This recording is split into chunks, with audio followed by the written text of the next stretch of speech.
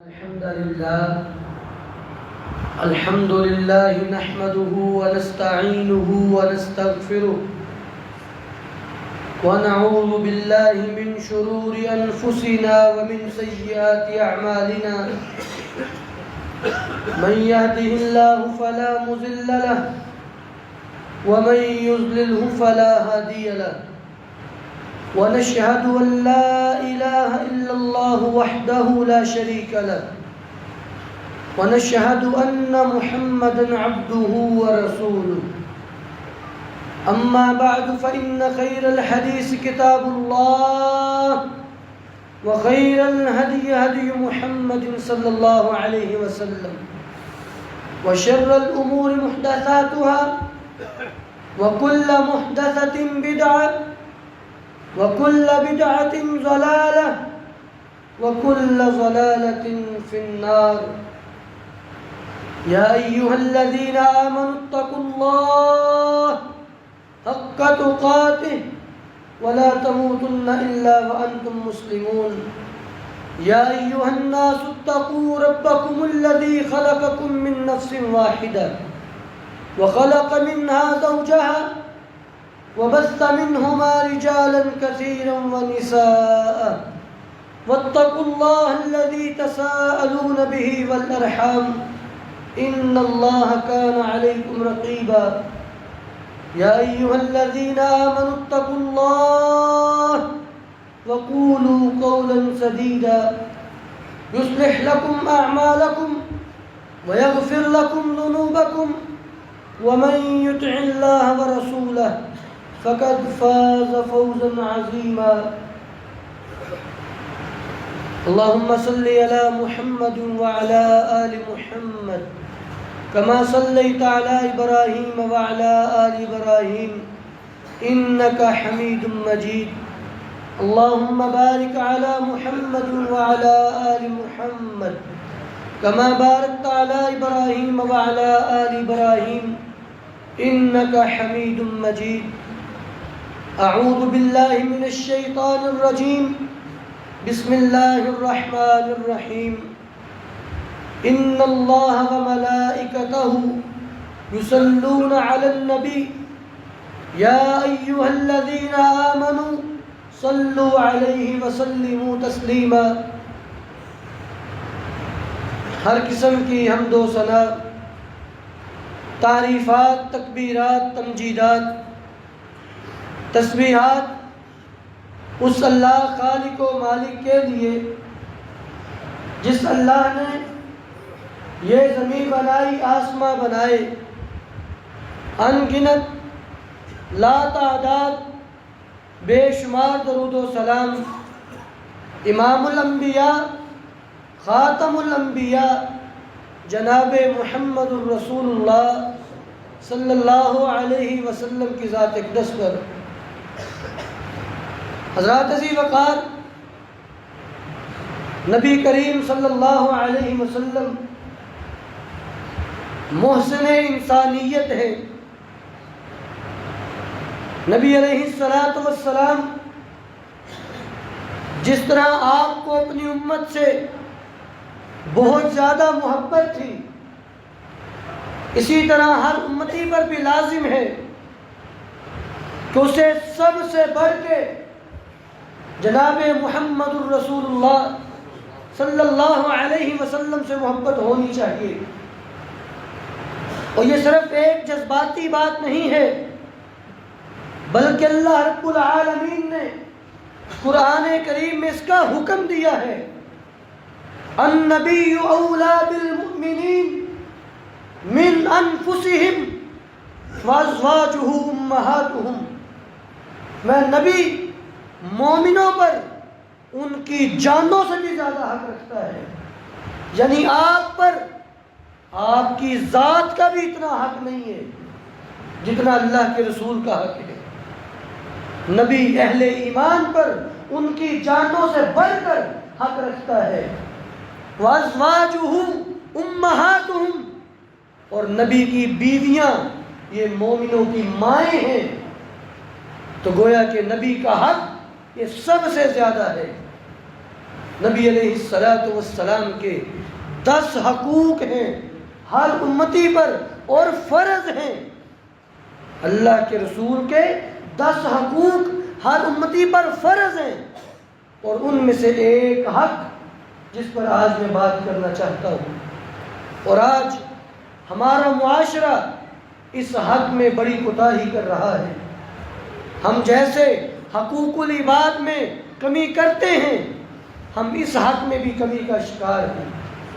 نبی علیہ السلام کا یہ حق وہ یہ ہے کہ جب بھی نبی علیہ السلام کا نام آئے تب بھی درود پڑھا جائے، اور اس سے ہٹ کے اپنی زندگی کی عادت میں نبی علیہ السلام پر درود پڑھنا اس کو شامل کیا جائے. یعنی یہ نہیں کہ صرف نام سن کے ہی درود پڑھنا ہے، اس کے علاوہ درود پڑھنا ہی نہیں ہے. نہیں، نام سن کے تو درود پڑھنا ہی پڑھنا ہے. اس کے علاوہ جیسے آپ اذکار کرتے ہیں، اپنی زندگی کے معمولات میں اذکار کو شامل کرتے ہیں، اسی طرح اپنے اذکار میں درود شریف کو بھی شامل کریں، صرف نام سن کے نہیں. اور پھر اللہ رب العالمین نے اپنی ذات بابرکت کے حوالے سے 2 باتیں قرآن کریم میں بیان فرمائی ہیں. 2 عمل ایسے ہیں جن پہ اللہ بھی عمل کرتے ہیں. حالانکہ ہم سب یہ بات جانتے ہیں اللہ رب العزت کا مقام، اس کی ذات کیا ہی اعلیٰ ہے، کیا ہی عرفہ ہے. اس کی شان کو الفاظ میں بیان نہیں کیا جا سکتا، اس کی تعریفات کو قلم بند نہیں کیا جا سکتا. اگر ساری زمین کے سمندر سیاہیاں بن جائیں اور درخت قلم بن جائیں، اللہ کے تعریفی کلمات کبھی ختم نہیں ہوں گے. لیکن پھر بھی 2 عمل ایسے ہیں جن پہ اللہ بھی عمل کرتے ہیں، اور یہ اللہ نے خود اپنائے ہیں. اللہ کو کسی نے حکم نہیں دیا، اللہ کو کسی نے لازم نہیں کیا کہ آپ یہ عمل کریں. نہیں، اللہ خود ان اعمال کو کرتے ہیں. اس سے یہ بات سمجھ آئی کہ یہ عمل کتنے محبوب ہے اللہ کو.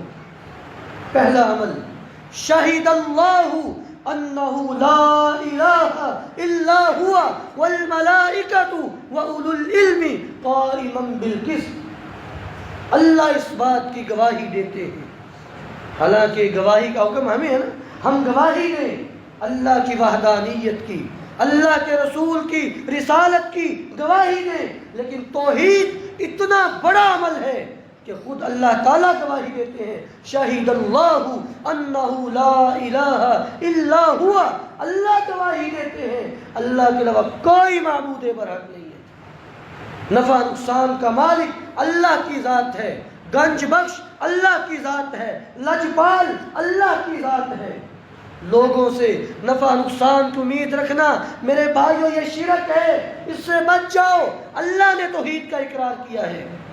بلکہ مجھے ایک بات یاد آئی، حاکم مہدی ایک بنو عباس کا خلیفہ تھا. تو ایک دن شکار کے لیے نکلا تو اس نے راستے میں ایک فقیر کو دیکھا. وہ فقیر بڑی خستہ حالت میں تھا، بڑے اس نے پراگندہ سے کپڑے پہنے ہوئے، جیسے ہم لوگ کرتے ہیں نا، ہم بھی کہتے ہیں اور صبح صبح کیڑے منحوس دی شکل ویلی، ویسے کہتے ہیں. یہ غلط ہے میرے بھائیوں. کوئی آپ کو نقصان نہیں پہنچا سکتا، نفع نقصان اللہ کے ذمے ہے. ہم بھی یہ لوگ کہتے ہیں. تو خلیفہ مہدی کہنے لگا کہ بھئی کس منحوس کو دیکھ لیا صبح صبح، شکار پہ جا رہے ہیں، پتہ نہیں شکار ملے کہ نہ ملے، اس کو قید کر دو. ساری بات ہے، حاکم ہے، خلیفہ ہے، اس نے حکم دے دیا. وہ فوجیوں نے پکڑا اور اس مجذوب کو، بیچارے غریب آدمی کو جیل میں بند کر دیا. خود شکار پہ چلے گئے، اور جب شکار پہ گئے تو بڑا وافر شکار حاصل ہوا، ٹھیک ٹھاک شکار حاصل ہوا. خلیفہ بڑا خوش واپس آیا. جب اس جیل کوٹری کے سامنے سے گزرا تو اس کو بڑی خوشی تھی شکار حاصل ہونے کی، اور شکار بھی وافر حاصل ہوا. تو کہا کہ اس غریب کو آزاد کر دو. اس کو آزاد کر دیا گیا. تو اس غریب نے جرت کر کے پوچھا، اس نے کہا حضرت مجھے یہ تو بتائیں کہ مجھے قید کیا کیوں تھا، میرا جرم تو بتا دو. تو خلیفہ کہنے لگا کہ بھئی بات یہ ہے کہ صبح صبح شکار پہ جا رہے تھے، تمہیں دیکھا تو میں نے کہا منحوس کو دیکھ لیا، پتہ نہیں شکار ملے کہ نہ ملے، اب چونکہ مل گیا ہے میں بڑا خوش ہوں تو میں نے تمہیں آزاد کر دیا۔ تو وہ غریب کہنے لگا کہ حضرت یہ بتائیں پھر منحوس میں ہوں کہ آپ ہیں؟ کہ آپ نے مجھے دیکھا، آپ کو وافر شکار ملا، اور میں نے آپ کو دیکھا سارا دن جیل میں گزارا، میں نے صبح صبح آپ کو دیکھا سارا دن جیل میں گزر گیا میرا۔ میرے بھائی یہ کیسے عقائد ہیں، یہ کیسی باتیں ہیں کہ فلاں کو دیکھ لیا، فلاں کو ہو گیا، اب میرا کام نہیں ہوگا۔ نہیں، اتنا بڑا عمل ہے توحید کہ اللہ اس کی گواہی دے رہے ہیں، شاہد اللہ انہ لا الہ الا ہوا، اللہ گواہی دیتے ہیں اللہ کے علاوہ کوئی معبود برحق نہیں، والملائکۃ، اور سارے کے سارے فرشتے بھی گواہی دیتے ہیں، وَأُولُو الْعِلْمِ قَائِمًا بِالْقِسْطِ، اور جس کو اللہ نے علم سے نوازا ہے وہ بھی یہ گواہی دے گا کہ اللہ کے علاوہ کوئی معبود برحق نہیں۔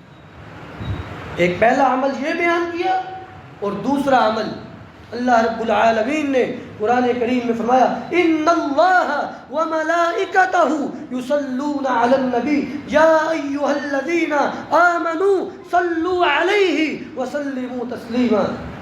یہاں بھی جیسے اس گواہی میں کیا کہا، اللہ بھی گواہی دیتے ہیں، فرشتے بھی اور ایمان والے بھی، یہاں بھی کیا کہا، اللہ بھی اپنے نبی پہ درود بھیجتا ہے، اللہ کے فرشتے بھی بھیجتے ہیں۔ اے ایمان والو، تم پہ بھی لازم ہے کہ تم میرے نبی پہ درود بھی بھیجا کرو اور سلام بھی بھیجا کرو، لازم ہے تم پہ۔ تو جیسے وہاں پہ اللہ نے 3 طبقات بیان کیے، سب سے پہلے اپنے خالق اللہ کی گواہی، پھر فرشتوں کی، پھر ایمان والوں کی، یہاں پہ بھی اللہ بھی درود بھیجتے ہیں، فرشتے بھی، اور ایمان والوں تم بھی بھیجا کرو۔ پھر دونوں آیتوں میں تناسب بھی اللہ نے بنا دیا۔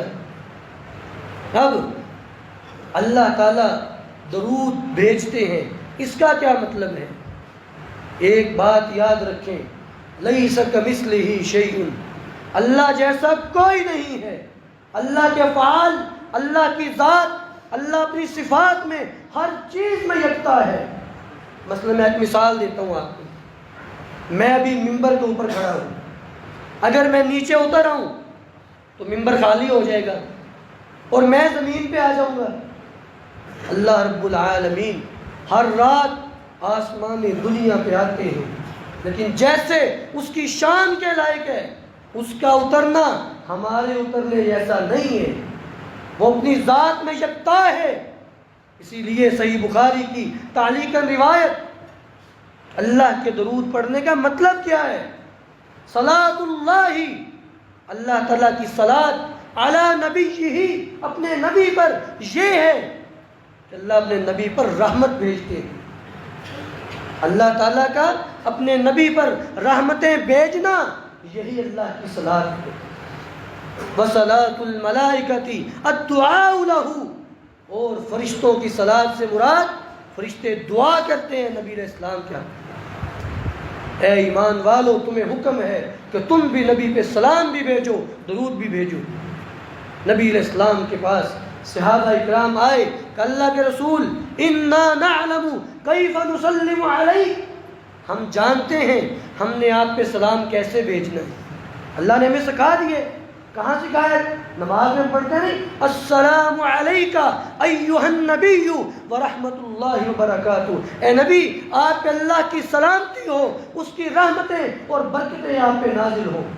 سلام تو ہم جانتے ہیں، فکیف نصلی علیک، یہ بتلا دیجئے ہم آپ پہ درود کیسے پڑھیں۔ صحابہ سوال کر رہے ہیں، آپ نے درود کے الفاظ بیان کیے، میں اقولو، میرے صحابہ ایسے کہو، اللہم صلی علی محمد وعلی آل محمد کما صلیت علی ابراہیم وعلی آل ابراہیم انکا حمید مجید، اللہم بارک علی محمد وعلی آل محمد کما بارکت علی ابراہیم وعلی آل ابراہیم انکا حمید مجید۔ مکمل آپ نے پڑھ کے دکھایا صحابہ، ایسے پڑھا کرو درود۔ تو میرے بھائی، اور پھر اس سے ہٹ کے اور بھی الفاظ ثابت ہیں، جیسا کہ صحیح مسلم کی روایت، نبی علیہ السلام نے یہ الفاظ صلی اللہ علیہ وسلم، یہ الفاظ یہ بھی آپ نے خود سکھائے ہیں، یہ بھی صحیح الفاظ ہیں، یہ بھی پڑھے جا سکتے ہیں۔ اس لیے میرے بھائیوں یہ نبی علیہ السلام کا حق ہے، اور پتہ ہے اس کا اجر کتنا ہے؟ سنن نسائی کی روایت حضرت انس بن مالک بیان فرماتے ہیں رضی اللہ تعالی عنہ کہ نبی علیہ السلام نے فرمایا من صلی علی واحدۃ، جو بندہ صرف ایک مرتبہ مجھ پہ درود پڑھتا ہے، ایک مرتبہ درود پڑھنے کا اجر کتنا ہے؟ صلی اللہ علیہ عشرا وحطت عنہ عشر خطیئات ورفعت لہ عشر درجات۔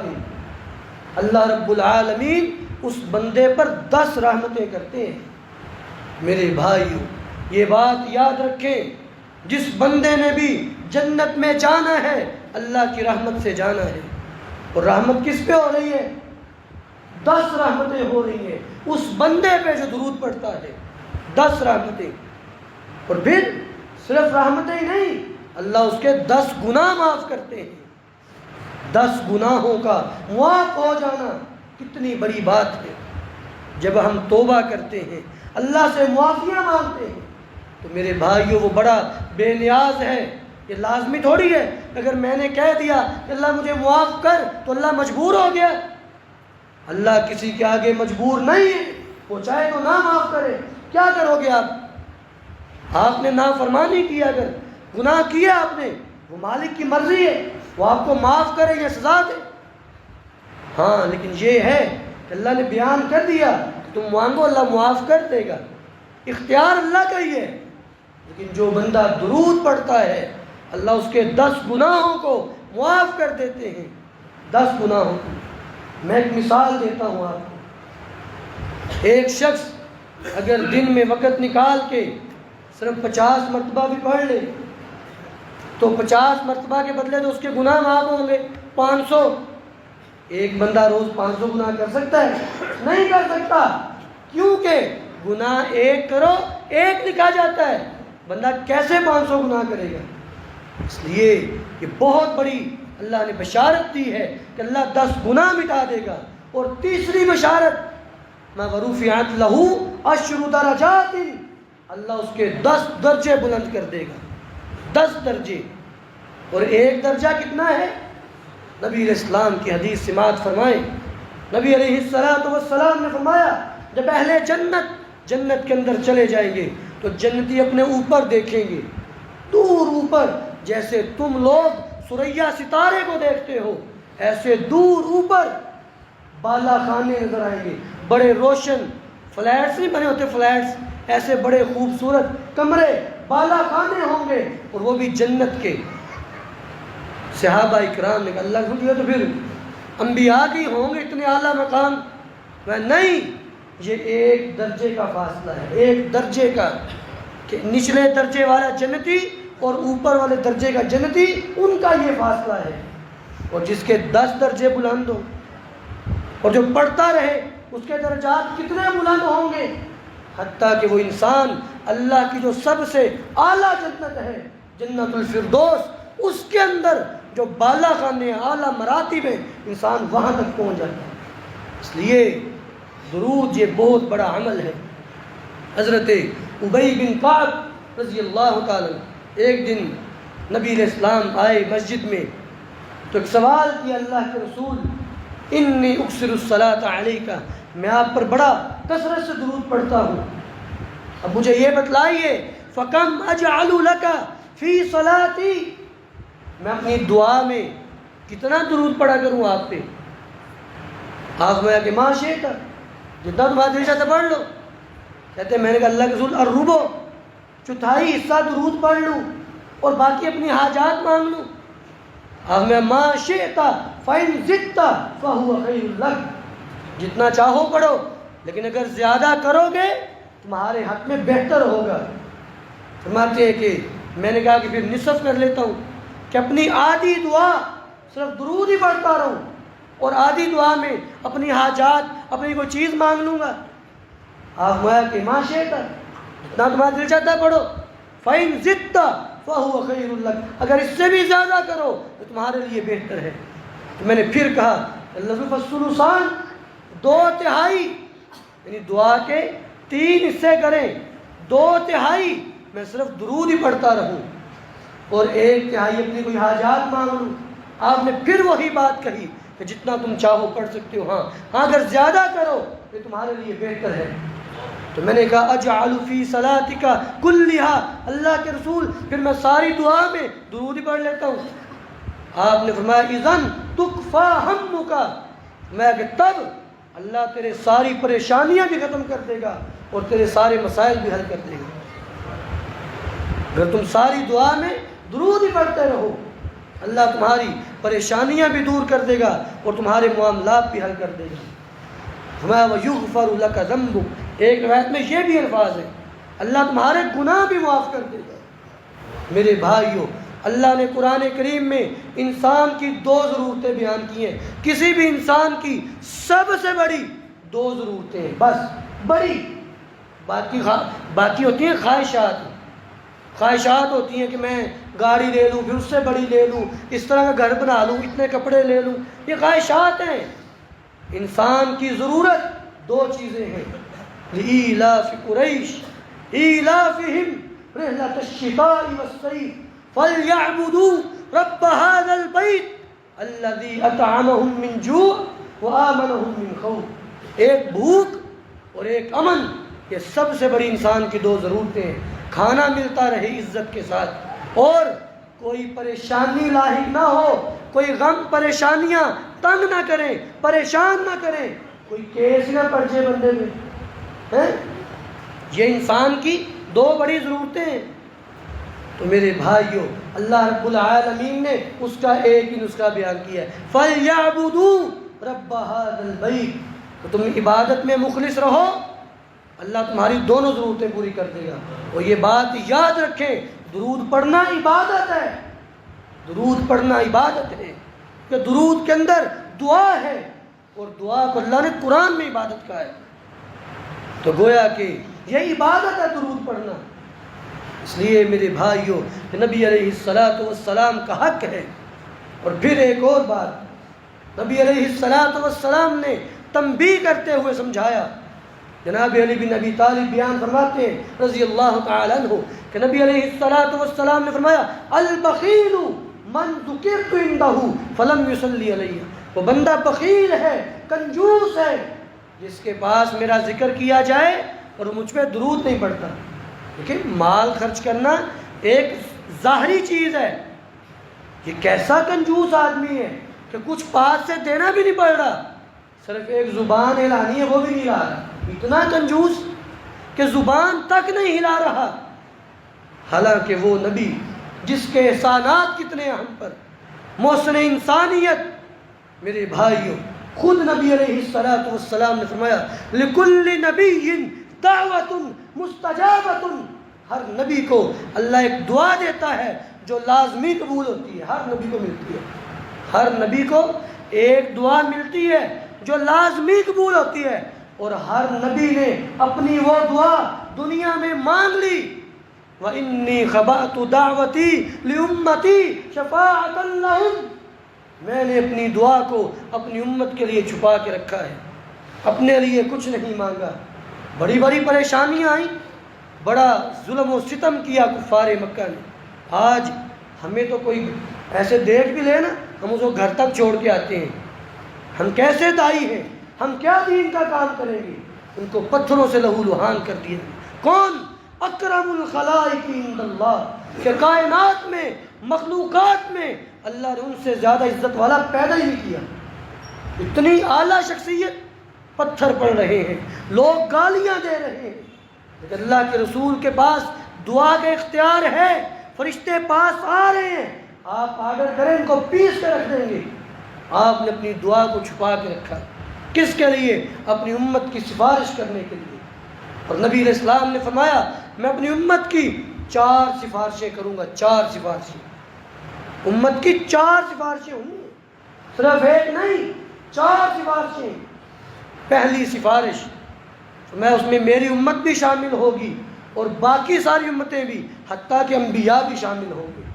وہ کیا ہے؟ وہ ہے شفاعت کبریٰ، حساب کتاب شروع کروانے کے لیے جو سفارش کریں گے وہ نبی علیہ السلام کریں گے۔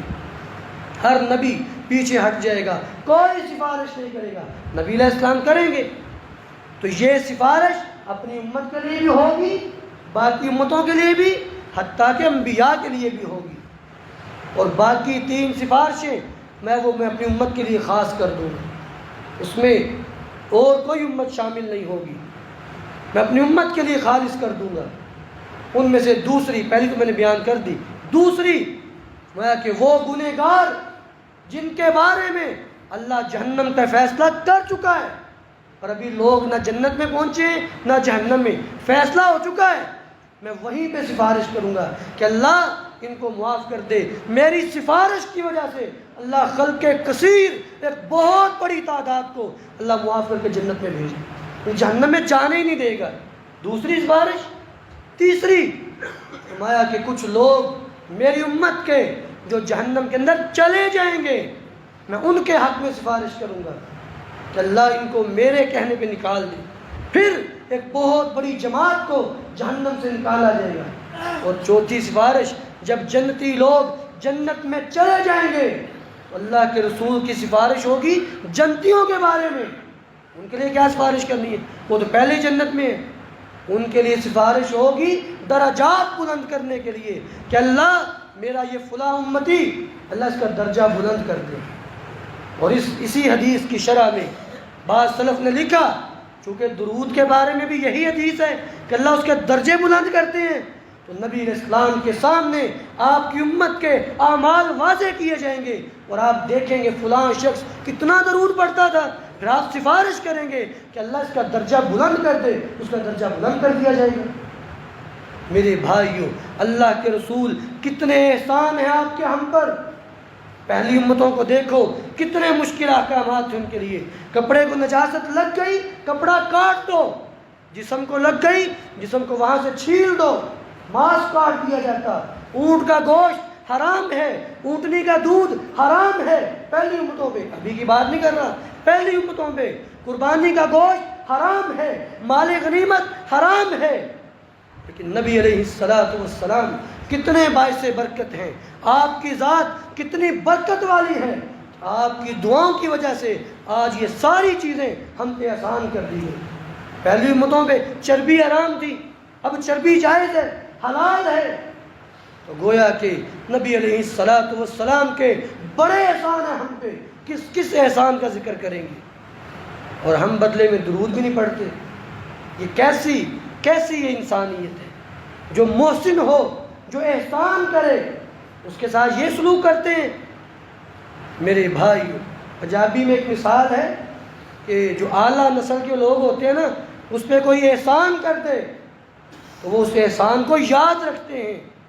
اللہ کے رسول اتنے احسانات ہمارے لیے ساری رات دعائیں کرتے رہتے ہیں، حتیٰ کہ جناب عبداللہ بن عباس فرماتے ہیں ایک دن نبی علیہ السلام ساری رات ایک ہی آیت پڑھ کے روتے رہے، ان تعذبہم فإنہم عبادک، اے اللہ اگر تو ان کو عذاب دے گا تو تیرے ہی تو بندے ہیں، وَإِن تَغْفِرْ لَهُمْ، اے اللہ اگر تو معاف کر دے تو تو بڑا معاف کرنے والا ہے۔ اللہ کے رسول اپنے لیے دعائیں نہیں کر رہے، راتوں کو اٹھ کے ہمارے لیے دعا کر رہے ہیں۔ اور ایک دن نبی علیہ السلام نے ہمارے بارے میں فرمایا، آج ہم جو یہاں پہ بیٹھے ہوئے ہیں، آج جو مسلمان دنیا میں موجود ہیں، ہمارے بارے میں ایک دن آپ نے فرمایا، آپ قبرستان میں گئے، فرمایا وَدِدْتُ لَوْ أَنِّي رَأَيْتُ إِخْوَانِي، میرا بڑا دل چاہتا ہے میں اپنے بھائیوں کو دیکھوں۔ صحابہ اکرام نے کہا اللہ کے رسول اَوَلَسْنَا إِخْوَانَكَ، کیا ہم آپ کے بھائی نہیں ہیں؟ میں بل انتم اصحابی، تم میرے صحابہ ہو، میرا ساتھ دینے والے ہو۔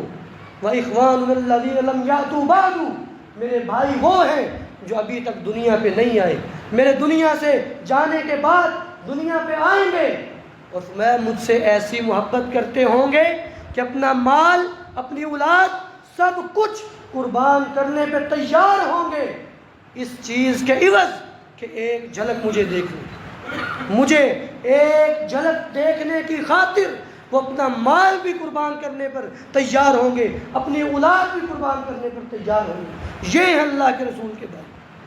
اور آج زبانی دعوے بڑے ہیں، ہم لوگ نعروں والی قوم ہیں، نعرے بازی، نعرے لگاتے ہیں، نعروں پہ بڑے خوش ہوتے ہیں، ہم بڑا مچلتے ہیں، لیکن عمل کیا ہے؟ کیا ہمارے اعمال میں اللہ کے رسول کا عمل نظر آتا ہے؟ کیا ہماری وضاقتہ، کیا ہمارا اٹھنا بیٹھنا، چلنا پھرنا، آنا جانا، ہماری عبادات، ہمارے روزے، ہماری زندگی کے شب و روز، ہمارے تعلقات عامہ، ہمسایوں کے ساتھ، بیوی بچوں کے ساتھ، رشتہ داروں کے ساتھ ہمارے کس طرح کے تعلقات؟ میرے بھائیو، اصل یہ چیز ہے، عمل پیدا کیجیے۔ اللہ کے رسول کے احسانات اگر اتنے ہیں تو پھر اللہ کے رسول پہ محبت سے درود پڑھا کریں۔ اور 2 درجے امام نے قیم نے بیان کیے ہیں، نیکی کے 2 درجے۔ ایک درجہ یہ ہے کہ انسان جنت کو حاصل کرنے کے لیے نیکی کرے، اور ایک اللہ کو راضی کرنے کے لیے کرے۔ تو فرماتے ہیں کہ درجے دونوں ٹھیک ہیں اور نیتیں دونوں ٹھیک ہیں، لیکن جو نیت اللہ کو راضی کرنے کی ہے وہ زیادہ بہتر ہے۔ اسی طرح ایک ہے کہ اپنے گناہ بخشوانے کے لیے، اپنے درجے بڑھانے کے لیے بندہ درود پڑھے، اور ایک ہے محبت کے انداز میں، انسان کو محبت ہو نبی کی ذات سے، نبی کے شہر سے، نبی کی سنتوں سے، نبی کے صحابہ سے، ہر وہ چیز جس کا تعلق نبی کے ساتھ ہے اس سے محبت کرتا ہو، تو یہ ایک اور لیول ہے۔ اس لیے میرے بھائیوں، نبی علیہ السلام پہ درود پڑھا کریں اور محبت کے ساتھ۔ ایک دن اماں جی عائشہ صدیقہ رضی اللہ تعالیٰ عنہ، کچھ تابعین کی جماعت آئی اور ان کو یہ بات بیان کر رہی ہیں، اللہ کے رسول کا طرز عمل آپ کی امت کے بارے میں کیا تھا؟ فرماتی ہیں کہ ما خیر رسول اللہ صلی اللہ علیہ وسلم بین امرین قط الا اختار ایسرہما۔ نبی اسلام کی پوری زندگی جب آپ کو 2 چیزوں میں اختیار دیا جاتا تو آپ آسان چیز کو لیتے تھے۔ حالانکہ نبی اسلام کے لیے عمل کرنا کوئی مشکل نہیں تھا، آپ تو بڑے متقی تھے، بڑے نیک تھے، آپ کے لیے مشکل نہیں تھا، لیکن اپنی امت کی آسانی کے لیے آپ آسان عمل کرتے۔ ایک موقع پہ فرمایا اگر میں اپنی امت پہ مشقت نہ سمجھتا میں مسواک فرض کر دیتا۔ ایک موقع پہ فرمایا میں اپنی امت پہ مشقت نہ سمجھتا میں حکم دیتا عشاء کی نماز رات کو پڑھا کرو، نصف رات کو جا کے۔ ان سب روایات سے کیا واضح ہو رہا ہے؟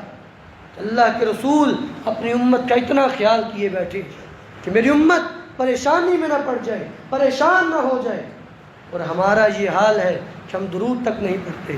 اللہ ہماری اصلاح فرمائے، اللہ ہمیں نبی علیہ السلام کے اس حق کو سمجھنے کی توفیق عطا فرمائے۔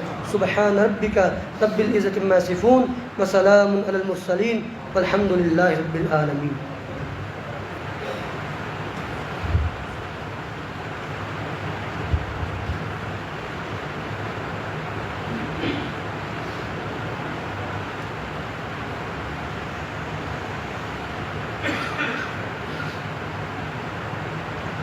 ان الحمد للہ نحمده ونستعینه ونستغفره ونعوذ باللہ من شرور انفسنا ومن سیئات اعمالنا من يهده الله فلا مضل له ومن يضلل فلا هادي له ونشهد ان لا اله الا الله وحده لا شريك له ونشهد ان محمدا عبده ورسوله۔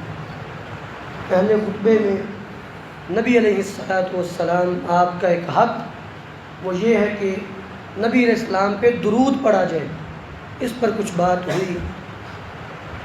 سنن ماجہ کی روایت ہے، نبی علیہ السلام نے فرمایا کہ من نسی الصلاۃ علیہ خطی طریق الجنہ، جو بندہ مجھ پہ درود پڑھنا بھول گیا در حقیقت وہ جنت کا راستہ بھول گیا۔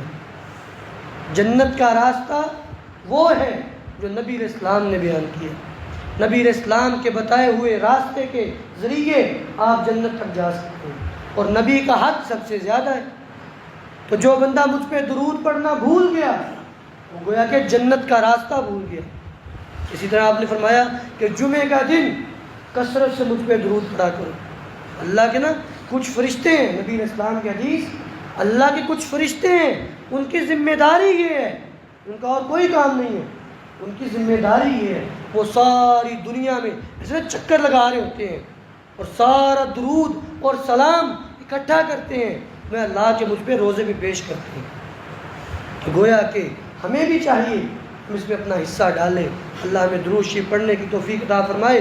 نبی علیہ السلام کی حدیث ہے، الدعاء موقوف بین السماء والارض، جب بھی کوئی بندہ دعا کرتا ہے اس کی دعا زمین اور آسمان کے درمیان روک دی جاتی ہے، یہاں تک کہ وہ بندہ مجھ پہ درود پڑھ لے۔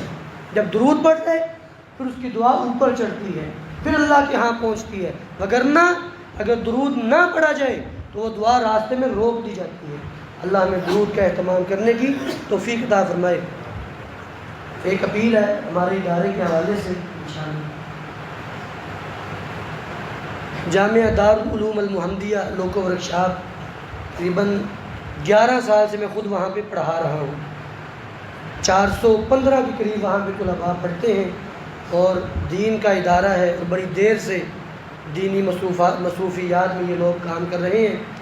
415 طلباء ہیں، ان کا کھانا پینا، رہائش، علاج، معالجہ، یہ سب، حتیٰ کہ جو حفظ کے طلباء ہیں ان کا ماہانہ وظیفہ، یہ سارا ادارے کے ذمہ ہے۔ ظاہر سی بات ہے کہ رمضان کا مہینہ ایک ایسا مہینہ ہے کہ اس میں کیا گیا تعاون اداروں کے لیے بہت سی تقویت کا باعث بنتا ہے۔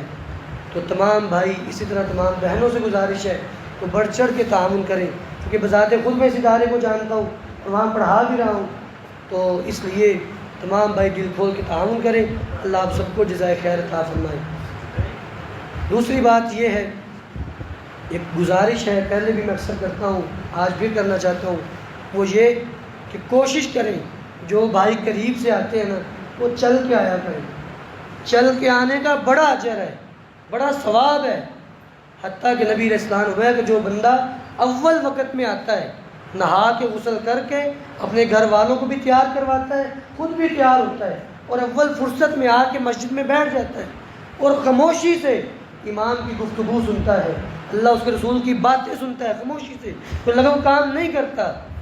وہ جتنے قدم چل کے آیا ہے، ہر قدم کے بدلے 1 سال کی تہجد اور 1 سال کے روزوں کا ثواب ملتا ہے۔ اگر روزے رکھ رہے ہیں نا، ایک روزہ کیسے پورا ہوتا ہے؟ ہر قدم کے بدلے 1 سال کے روزے اور 1 سال کی تہجد۔ صحیح روایت ہے بالکل۔ اگر ایک بندہ 300 قدم چل کے آیا ہے تو گویا کہ مسلسل 300 سال سے یہ بندہ تہجد بھی پڑھ رہا ہے اور مسلسل روزے بھی رکھ رہا ہے، اتنا بڑا اجر ہے۔ ہاں جو بھائی دور سے آتے ہیں وہ بائک پہ آ سکتے ہیں، لیکن کوشش کریں جو قریب ہے وہ چل کے آیا کریں۔ اس کی وجہ یہ ہے کہ ہمارے محلے دار، ہمارے پڑوسی یہ پریشان نہ ہوں، ان کا بڑا حق ہے۔ نبی علیہ السلام فرمایا کرتے تھے کہ جبرائیل علیہ السلام میرے پاس اتنی دفعہ آئے پڑوسی کے حقوق کے بارے میں، اتنی دفعہ آئے، مجھے خدشہ لاحق ہوا کہیں پڑوسی وراثت میں بھی شامل نہ ہو جائے، کہیں وراثت میں بھی اس کا حصہ نہ بنا دیا جائے۔